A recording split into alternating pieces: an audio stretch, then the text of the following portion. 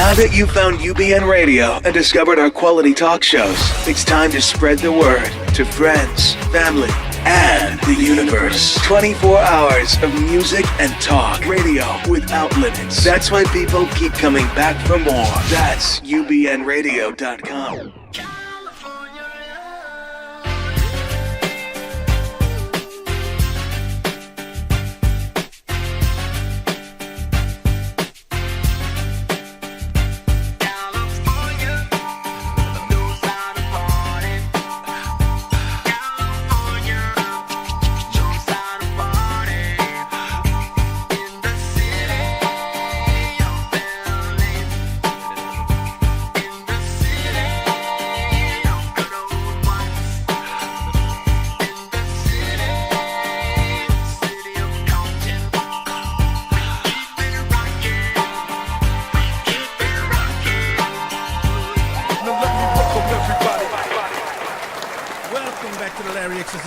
Guess what? This is he. I know I look like him. I kind of fade him. He's not my twin brother. This is me back in town. Hey, thank you for coming back and joining us again today.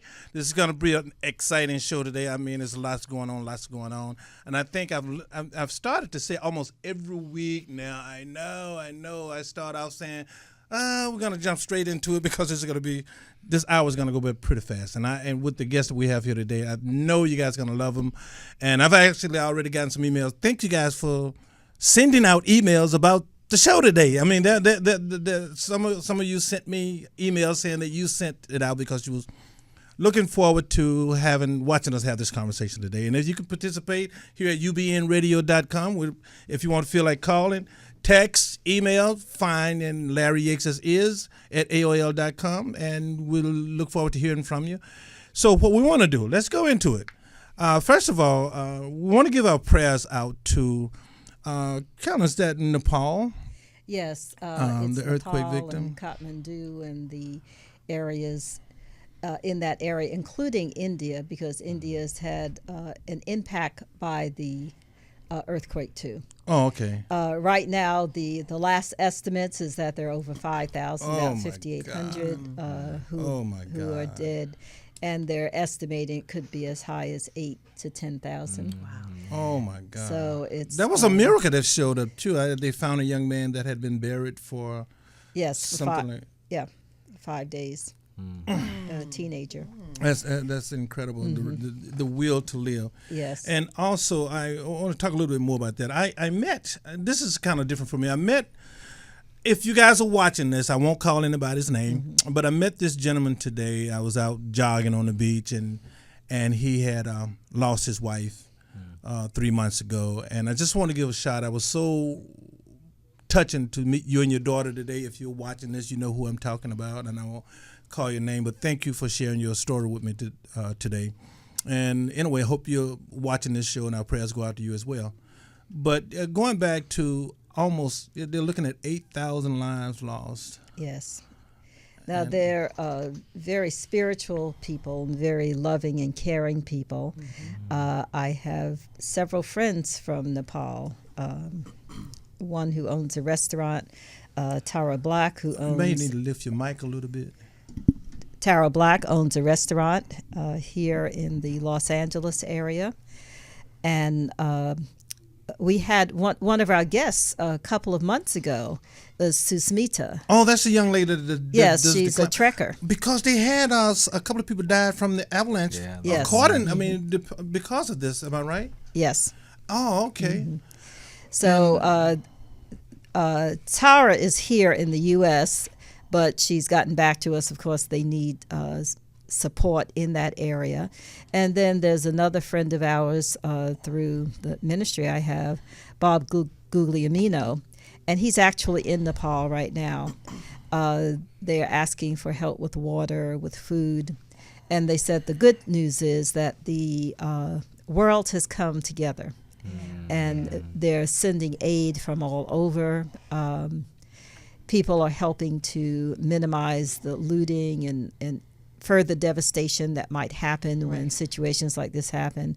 But there's still a requirement for medical support, there's still women birthing babies. So I'm sure, a lot going on. Yeah, so people can really contact the Red Cross for that here in the States. Yeah, and you can give donations to the Red Cross, and they actually have a button directly to Nepal. Okay, thanks for that information, because it's such a sad story. I mean, we're looking at so much in the human condition in these days and times, spiritually, physically, mentally, and that brings us to some of the stuff that's going on here. I mean, we got elections coming up. We have the politicians are now jockeying for space and stuff, but at the same time, we're looking at the country about to erupt here.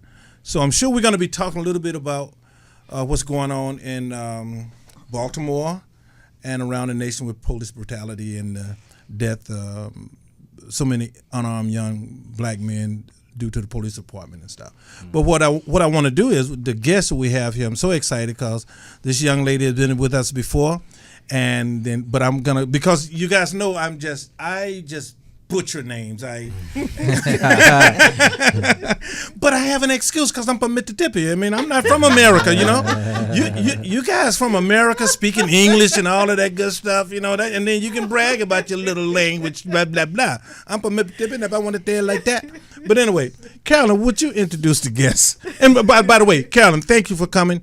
Oh, yeah, I needed to do this show with Carolyn today because I needed that extra support. I said, this is a powerful woman here, and I didn't want me and my brother here to get caught and just caught up, all by ourselves, Oh boy. So I got Carolyn over here kind of putting up. But anyway, Carolyn, introduce the guest for us, please. Yes, we have two wonderful guests here today. The first, Etoy Ridgnal, was with us earlier this year when we were looking at some of the challenges around the city. And she's back again. She's a community advocate, inspiring children and adults from underserved communities to understand their power and to move beyond their circumstances. And she's really an advocate. And she's working now on a couple of campaigns, which our other guest is also involved with. Mike De La Rocha is a campaign manager. Welcome, Mike. He's the head involved in several organizations and leading two very powerful campaigns, which I'll let them speak about. But Mike has experience advancing public policy and empowering community stakeholders.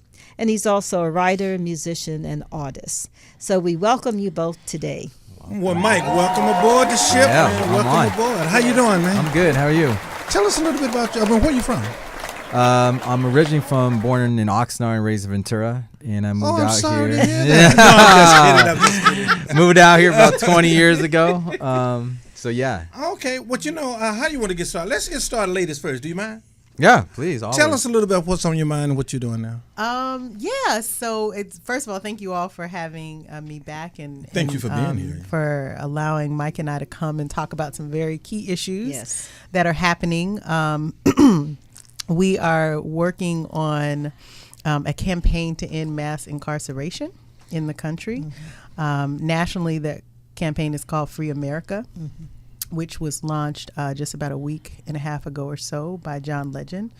Mike is leading that campaign and is designing and engaging various communities across the country in this I want to much-needed just conversation. repeat, John Legend, national campaign, just so we are clear on what we're talking about. This is really an opportunity for someone with some fame and leverage to use his power to make a difference in this country. So I'll turn it back over to you. Absolutely. And so, we want to bring as much visibility as possible to this effort. There's a local event called Manifest Justice that's happening here in LA. It actually starts tomorrow and it goes through May 10th. There's going to be some really amazing opportunities for folks who have felonies that can potentially be reclassified to actually get their records changed, giving them an opportunity for a second chance at life. And so we just want to spend some time talking about that today. I'm going to turn it over to Mike because he can speak to it far better than I can, but I'm just very happy that we have this venue. So I just want to say thank you for providing this opportunity. And I also want to say I'm part of an amazing team at the Show Me campaign and Revolve Impact that's helping to facilitate this Free America campaign. As you know, we lead the country in the number of people that are incarcerated, predominantly African American and Latino. And so 2 weeks ago, we launched a campaign, a listening and learning tour, where we've gone to different states and actually gone and talked to those directly impacted and most impacted.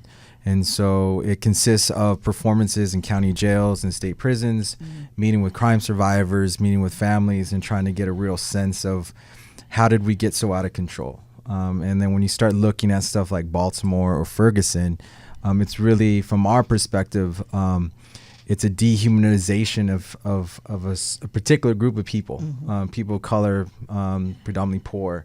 And so we feel that the role of artists has always been historically to be more bold and to push the conversation to deal with the humanity of all of us. And so we launched that campaign. And then in terms of Saturday at Manifest Justice, it's an amazing 10-day art exhibit with some of the leading artists, visual artists in the country, using art to stimulate conversations around justice.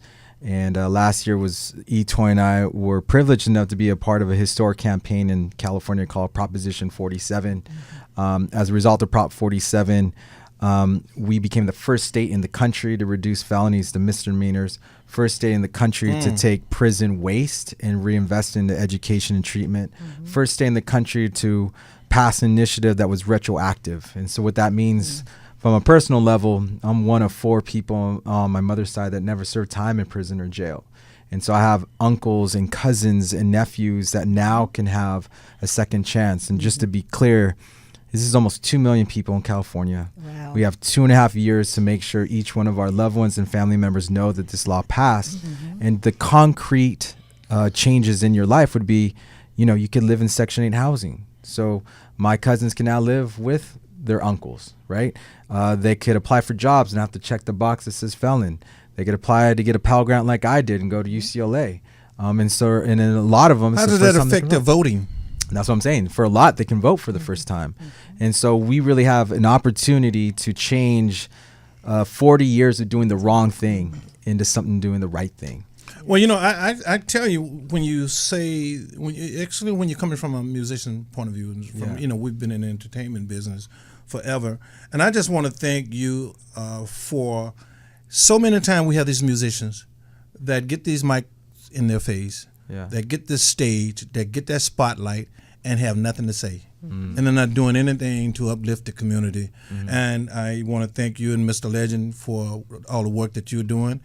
And I just think that's an incredible thing, because I'm just now learning myself that you could even that it was possible to even reverse some of these laws and stuff. So there are and you're just showing that there is some good that is happening out here. And I think I think there's a shift in consciousness now. Yes. And you speak to that, Carolyn? Yeah. Well, I see it. I believe it. My biggest concern is that the media doesn't taint what I really feel is a shift in the country, where they are seeing these young men as human, identifying with the fact that they are bleeding, that their mothers are in pain, their families are in pain. And I actually watched the mother and the son, who they keep showing viral, 2 million hits of her hitting him. And I'm not really all that excited about the fact that she smacked him upside the head. However, it got his attention and took him away from a potential violent situation. Her comment, which I thought was so powerful this morning, was that she has 6 children, 1 son, and she was trying to save his life. And that was all she was trying to be, was a mother. But the consciousness is that people are opening their heart and seeing that these things are real, that we're not just making up stories. We're not making calling a race card out when we say that there's more damage, there's more insult, there's more inhumane treatment to young men of color than other people. I've actually had some hard arguments with people when they keep coming back with a discussion about property. Yeah, and as a man, I got to ask you this. because I'm gonna push back a little bit, and I want you guys to just beat up on me as much as possible. I'm gonna play devil's advocate. I'm pushing closest back. to him, so I'm gonna do everything. As a man, do you feel that she emasculated that young man, or was that something proper for the time, space, and time she did it in? So I'm going to say something that I've been fortunate to be mentored by a man named Harry Belafonte, who taught me that you always try to lead with non-judgment. And so from my perspective, I saw a mother that had care for her, not even to say mother, a parent that had to care for her child. And so for me, I just, I thought the reality right now, when you just look at statistically who's being murdered, who's being incarcerated, that's driving decision making. Unfortunately, from the policy system side, it's driving, right? How we're filling up prisons. But I think from the side of parents, I have 2 children myself. Like, that's also, unfortunately, a reality that we have to do. Well, the reason I say that, because if you remember correctly, I'm here to give your name. Etoy. That's a hard name to say. It's Etoy. Etoy. Okay. Yep. Just a couple of months ago, America wanted to castrate, lynch, destroy a football player, take away his millions, take away his whole career because he spanked his son. Ready to put him in jail because it was child abuse. Now I'm seeing white America embrace and say, "Oh, look at that woman, she did." Right. Where is this? What is that coming from? I think, and to be honest, I don't want to spend too much time on this because I think there's a much bigger conversation we'll get to the beyond just the mom. I think, yes, there is definitely a conversation around parental reaction, which is one thing. And generally, all parents want their kids to be safe. And if your child is throwing a rock at a police officer, your natural instinct is, I got to protect them. I got to do what I can to pull them out of this position. Right. Not justifying the violence of the act, of the way she did it, but still she's trying to keep her child safe. That's one thing. The second component, I think what you're saying highlights that this is a moment where I think people are looking for an opportunity to make the case that somehow the rioting was wrong. Right. And this gives them the opportunity to do it. And it gives them, unfortunately, a person of color to hide behind, to carry out that particular thought. I'm sorry, go ahead. I'll just add a point onto this. I think there are a couple of sides to this conversation about race that we need to be having. There's definitely the conversation about Black Lives Mattering, about men, women, and children being killed at alarming numbers by law enforcement officials, and that being something that absolutely needs to be addressed, and the historic roots of racism and relationships with the police. There's another side of this conversation that's not happening as much, and it's how do and I'll just say white to be very general, but how do white people who have the historical legacy of being responsible for slavery, or at least their ancestors being responsible for slavery, enter into this conversation that there is something very wrong in our society that needs to change from anything but a defensive posture. Because human nature is, when you come at me saying I've done something wrong, and you're saying it loudly and you're saying it vociferously, I'm going to defend myself. And I think what's happening is we're seeing, and it's represented by the media and many institutional partners, is a white retraction of people feeling very attacked, afraid, and reactionary. And so instead of having the conversation of, okay, let's sit down and talk about race for real, and let's sit down and talk about the history, let's own the history, and let's move forward, people are looking for every argument they can to debunk the whole central argument that something's wrong. And so I would love to see a conversation shift in which we actually have people who are thoughtful enough to say, let's create space so that a real dialogue can happen around this. Yes. I agree with you. That actually brings both. Yeah, I agree with actors. you. But I know you said you didn't want to spend a lot of time on it. Spending the time on the mom specifically. No. But hear me out. That's basically for me, because I'm setting up something down the road for the conversation. Because in my little small mind, this is all going to come back basically down to disciplinary in the homes, both blacks and white. Oh, interesting. Because at the same time, these police officers that are doing the killing, not the one that's doing the job, not the one that's just the one that's doing the killing. What is happening in their home? What kind of home did they come out of? Oh, that's interesting. No one is addressing their families. Interesting. Oh, so what created that mindset that you can go out and kill someone? So someone would say, well, it's inside the police department. No, the police department trains you to kill, to save, in defense. But it does not train you to go out and murder. What makes you a murderer? Okay. You follow me? Got it. And so, and the comment on dehumanization. The dehumanization. Just go ahead, speak to that.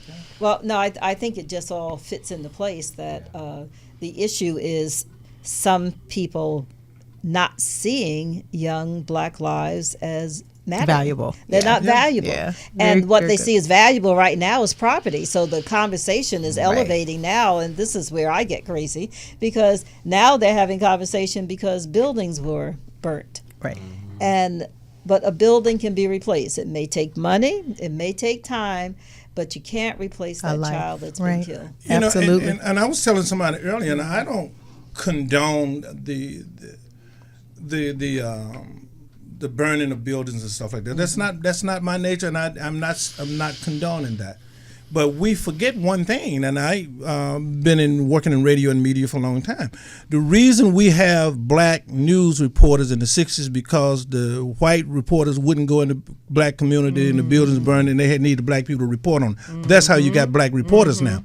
The reason you got black anchors because of that same thing, and Latino. The reason you got black radio stations, FCC giving up black radio station license, you're getting black radio station owners, you're getting black radio station on-air personalities, is because when the city was burning, the white stations would not get involved, and that way we got something done. Now, I'm not condoning this. The reason you got police departments, I mean, black officers was for the same reason. The reason you got black firemen was for the same reason. So nothing was happening when we were just, okay, let's do this, and oh my God, we need to change this law.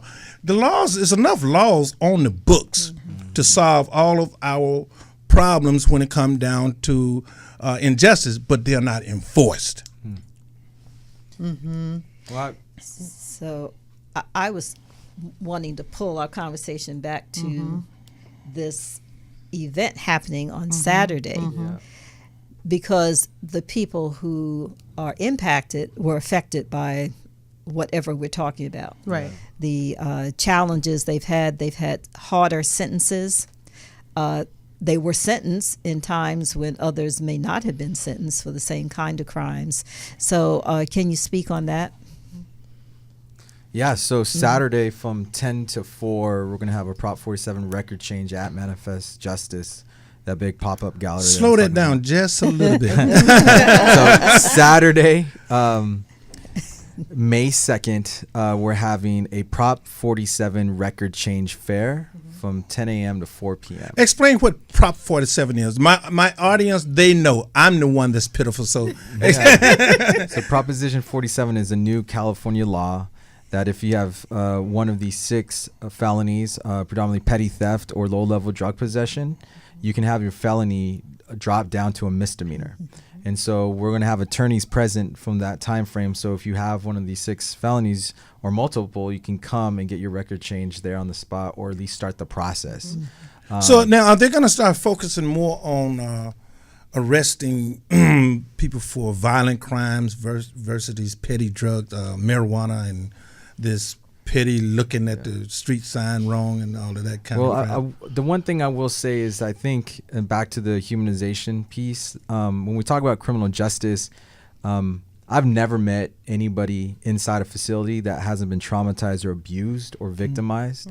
And even the way that we classify violent or nonviolent is problematic, because a lot of people serving time for violent crimes, they were actually around when something happened but didn't actually do it, for example. Yes. And then if we're talking about our loved ones or family members, it's the whole system needs to be really radically transformed. And so, at least our kind of stance is that our loved ones inside need some type of support, guidance, and love to actually come back. And so for us, I guess what I'm really ultimately trying to say is there are laws that unfortunately need to be completely abolished and changed. I can believe that. So, you know, and the fact what you remind me when I first started distributing music, and I had all of the gangbangers. Carolyn met many of the gangbangers and stuff. I knew gangbangers that wouldn't pick up a gun and was coming up to Carolyn, Miss Carolyn, how you doing? You know, they wouldn't squash a fly, but because they were in the neighborhood, because they were standing next to someone that had a felony, they got arrested and just railroaded through the system. Yeah. And I can tell you one story that I will never forget. We co-owned a liquor store at one point. And one of the guys that was working for me, just a wonderful kid, worked late hours for us that night, and he got his buddies came and picked him up, and his name was Glenn. Glenn had been working so tirelessly, and by the time he got to the car, he just collapsed and went to sleep. They went and robbed the store with Glenn in the back seat, sleeping. Didn't even know. He thought they just stopped. Wasn't even conscious of it. Wow. And Glenn got about 7 years for armed robbery. And he was just in the car asleep. Yeah.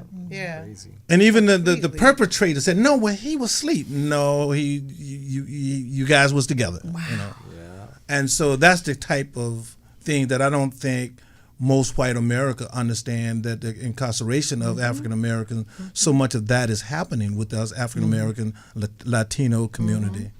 So I just appreciate you guys looking at that. But the other thing I was going to say, I think we just have to have how do we be led by a compassionate vision where we realize that right now the issue of incarceration, whether you're in an immigrant detention, private immigrant detention facility, or a state prison, we're dehumanizing all of our families. We're breaking up all of our families.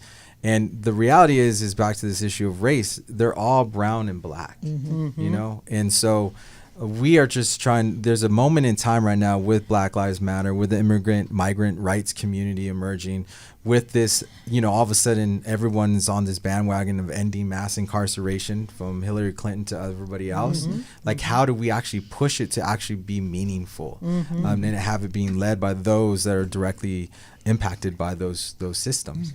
And I think the fact of awareness, because I appreciate you coming up, because I wasn't as fully as aware and as educated on it as I'm becoming at this moment. I appreciate it. Carolyn, you was about to say something. The other thing I would add is that coming back, they need reentry programs, because then they will go right back into jail, because so many that I'm aware of aren't able to find housing all the time or jobs, and wind up committing crimes just so they can live. Exactly. And in addition, their homies have problems.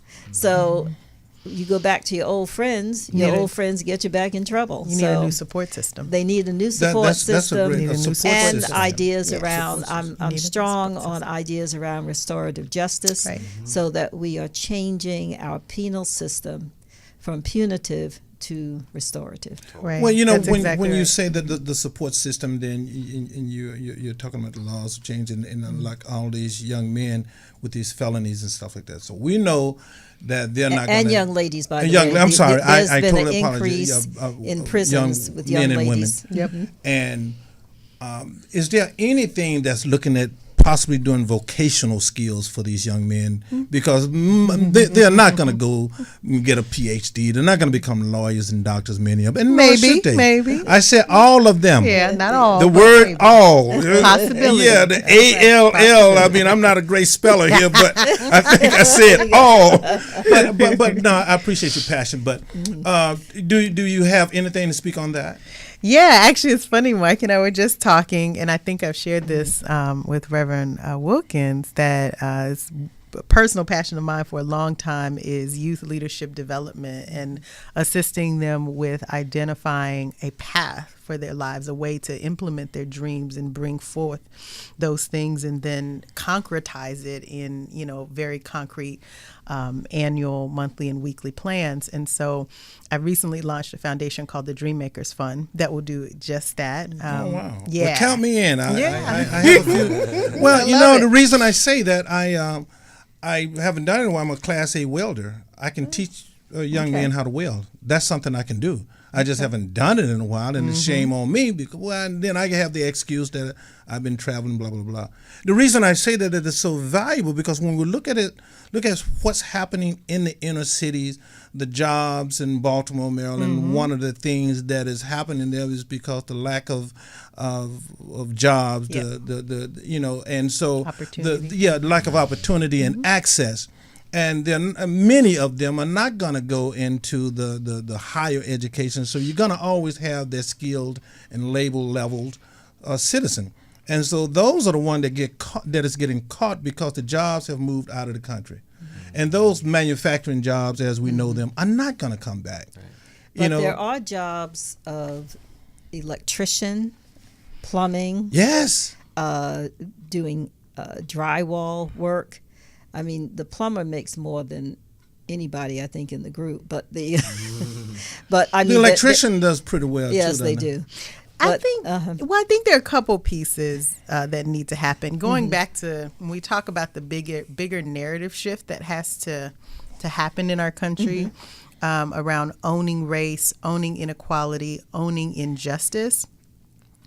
I think it's very important for us to not get trapped in a limited mindset of what people can or cannot do, especially if they've never been exposed to their own possibility. Oh no, I'm not. I'm not saying that. No, I'm not saying you are. But you said it right after I said what I said. No. Well, it was kind of thinking about the earlier statements. I think it's just. One of the things that's missing for, I think, a lot of our young people is being exposed to possibility at earlier ages. Well, and a lot of our young folks who end up in the prison system haven't had anyone to provide those opportunities for them, whether it's taking a vocational path or becoming a doctor, lawyer, president, whatever. But I think part of what we want to do in these campaigns is to have people start thinking about this population differently. Well, actually, my comments were more about entrepreneurship because and it was really following Larry's comment about the jobs not being there because our industries aren't here with factories. Right. So the path for young people when I was growing up is if they finished high school and sometimes didn't necessarily finish, but they were able to get jobs in a factory, good jobs in Detroit and other places. And that pathway has disappeared. People started getting community college degrees and were able to go into entry-level positions in the marketplace. Yet many of those jobs, customer service jobs, are not here anymore. The telephone support systems aren't here anymore. And you've had multiple generations who haven't been taught how to be entrepreneurs. So that is the point that I was making about you can be an electrician and own your own business. You can be an independent contractor and do that work. That's here now, I'm going to stick to my guns on this one because here's what I've seen. I got to say it. I've traveled, combed the United. And when I say comb the United States, I mean comb the United States, going from radio station, clubs to clubs, promoting records for 30 years. I've been in these communities, and I know the danger is when we step up and our hearts are so good. But we have to be realistic, set realistic goals, because the drug dealers set unrealistic goals to these. Puff Daddy and all, I love them. They are successful. The hip-hop world set unrealistic goals. The sports world set unrealistic goals. And those kids get so disappointed. And so many young men. I had more gangbangers when the Crips and Bloods came together back in the late 80s, early 90s.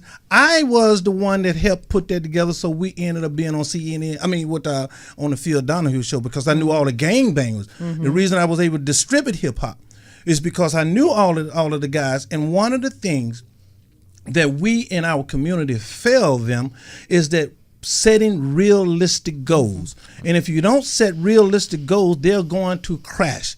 Because we get this instant gratification, and we have to make sure that we don't have them thinking that we're going into instant gratification. But here are realistic goals. Let's sit down and talk about it. You choose your path, but let's just sit down and talk about the realistic goals. But by number one, help them get their credit started. Show them how to balance a checkbook. Show them how important that is. And those are realistic goals, I think.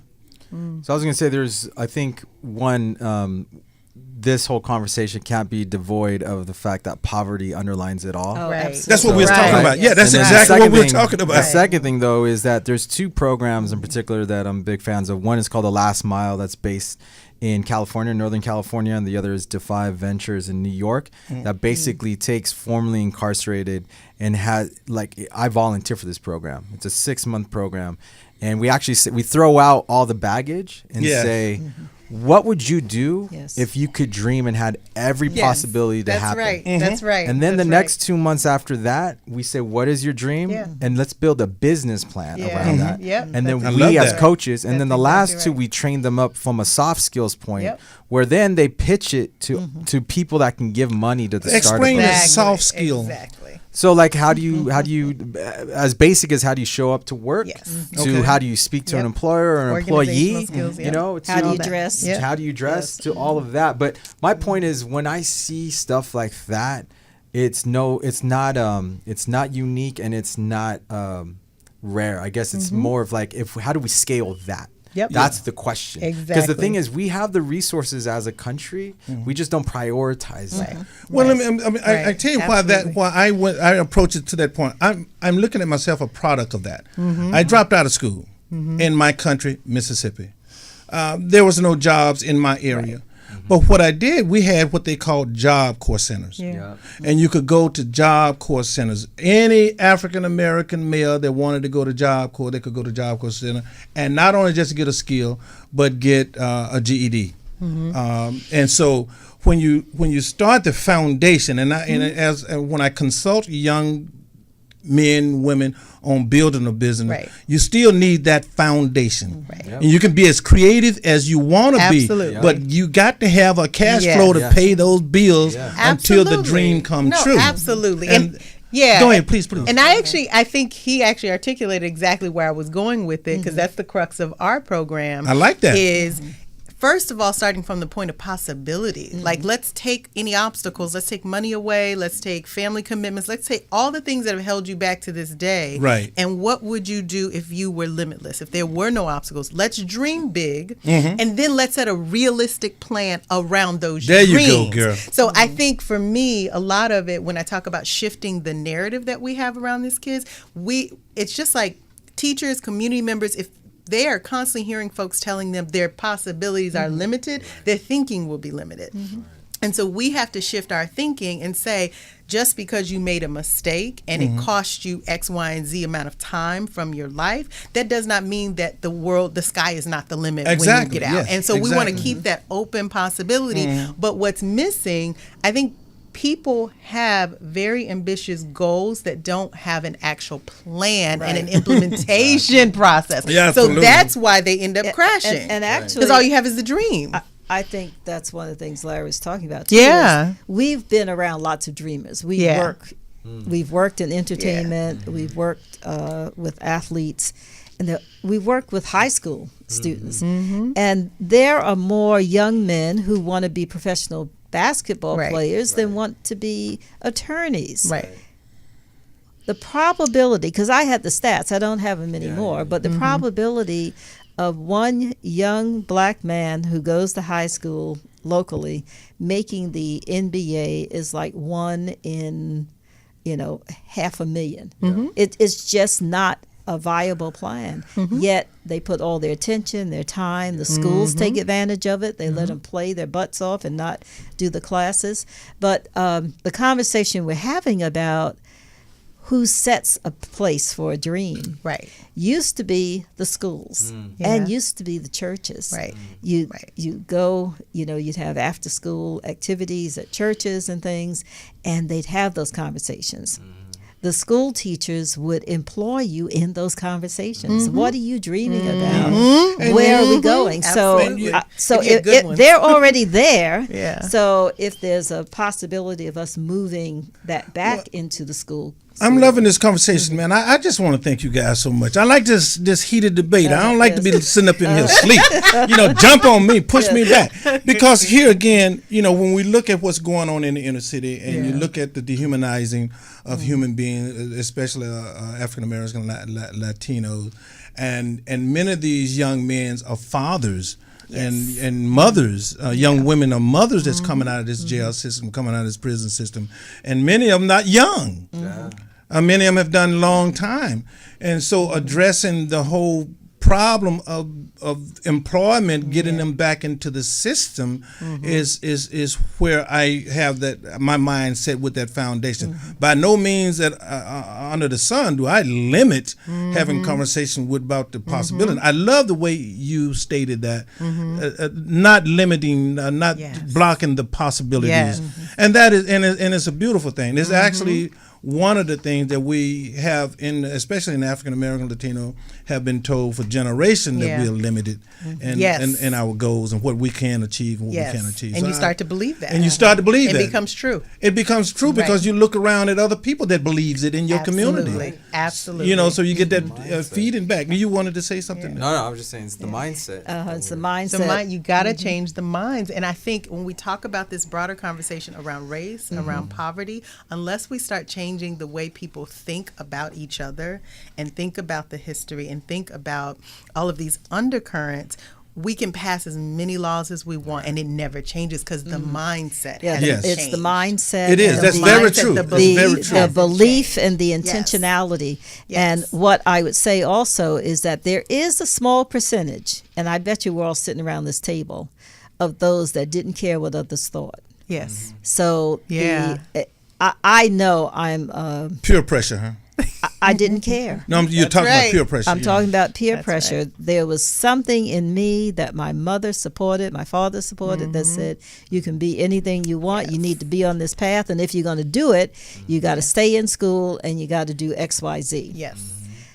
I garnered those instructions. I held to it, and when friends were doing all sorts of things, it didn't matter. That's right. Because I knew what I was out to do. That's right. And it started early. It started very early. Yes. So the earlier we can get them, because I see one of the biggest problems we have is so many of the programs are after the fact. They're after the young people are 15, 16, 17. That's too late. It's not too late.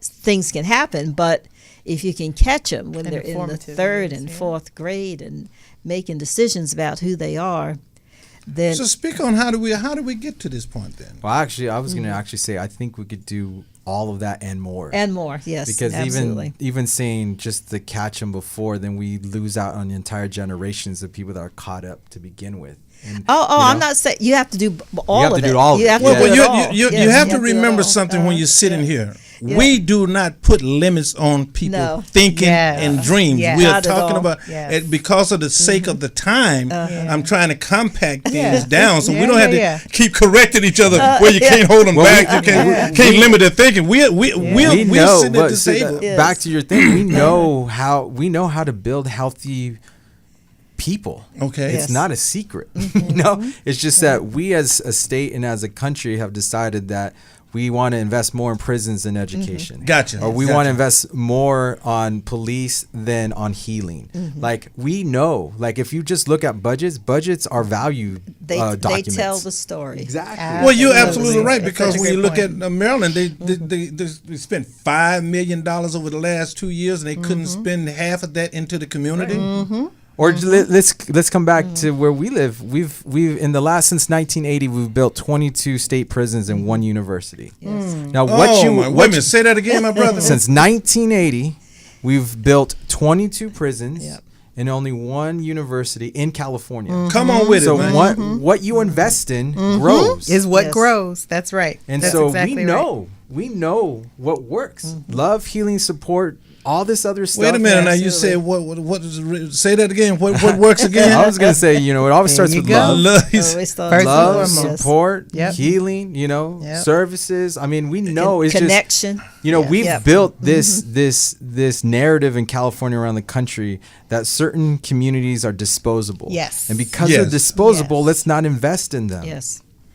Well, then how do Because we it's the reach? bottom line? Or It's- can I yes. add to Oh, that? please, Can I please. add to that Please, piece? please. When you come back to the question is how do you get to the point where a Black life is so limited and not valued? It comes from this thinking at higher levels of these people don't want to do better. Instead of folks assessing the history that led to this community coming to a place of impoverishment, of devastation, of hopelessness, the narrative now becomes these people don't want their community to be any better, so we shouldn't invest in them. So there's this whole cycle where the system created the poverty. I The love this system fire, man. created the circumstance, and now the system gets to say 50 years later, when you've got a whole new generation that doesn't remember that, no, it's just these folks don't want better. Yeah. So Problem. that's how the narrative can become in Baltimore Yes. about property, because it's already, the belief is already that people in Baltimore, poor people in Baltimore, don't care Don't about care property. about property.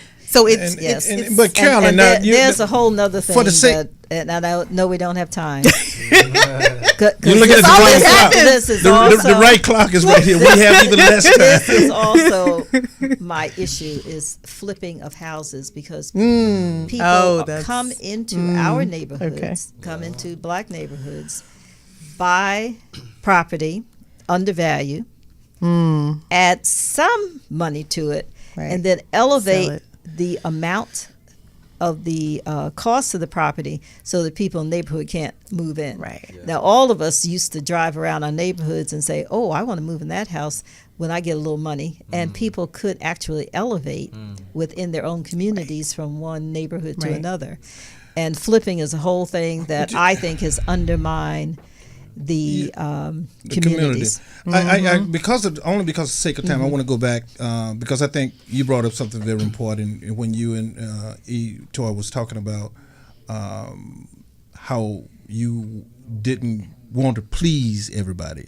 So then you had a self-confidence and you had a self-love. Yeah. So how? And so not necessarily the question. It's just not really how, but what about teaching these young people to start to look inside themselves? absolutely. Find the vehicle to get Absolutely. them to look inside themselves and it. to appreciate themselves, to love themselves for who they are, and not bow or give in to the peer pressure like many of us sitting here did. Yes, I totally agree. And one of the things the point I was making with that is that there is a percentage of people who they got it.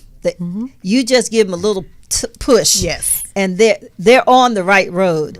But there's a larger percentage of people who need a little more support. Right. So we need to create programs that will take the extra time. Because they may not get it as fast as others, but you'll have a better return. Do you, for the sake of time, do you have a website? For the Prop 47 record change fair, you can go to manifestjustice.org. And then for John Legend's Free America campaign, go to letsfreeamerica.org.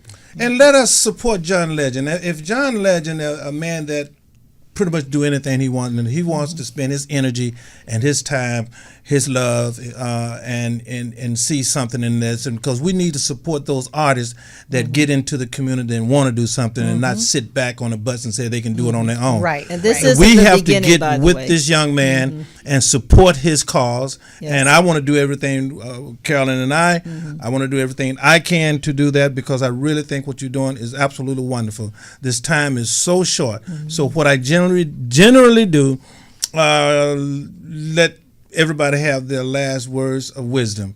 And I want to start with you, young lady. Etoy, give us a few words of wisdom, because I told you this hour was going to go by fast. It does. We always do this. Yes. Happens. Like, we need a part two. I would say, I think this conversation unearthed what I think is fundamentally the key to us shifting as a society is how do we help not just our young people, how do we help people learn to look within and identify their power, their path, their passion, who they are, and the relationship they want to have to the world. Thank you for that, young man. You may take the floor there. We are on a time cut here. So I just want to say thank you to Etoy and everyone else, the family at Proper Daily and Revolve Impact that's leading this. And the only thing I would say is that This system has dehumanized everybody, even those that have privilege and benefit from it. Absolutely. And so just trying to make sure that we find ways to engage everybody in order to blossom our full potential. And but promise me you coming back on the show, both of you coming back. Yeah. Yes. Okay, Carolyn, you. And then my final words are that I am developing programs on empowerment also. One is called Phenomenal Woman, and the other is a program on forgiveness, and through an organization called PeaceNet. So you'll be looking at globalpeacenet.org. Well, I just want to thank you guys so much for coming. I told you this hour was going to go by really fast. There's not a lot that I can even add to what you guys are saying because you said it brilliantly. And I just want to thank your team for what you're doing, and anything that we can do to support our boots on the ground, just call on me.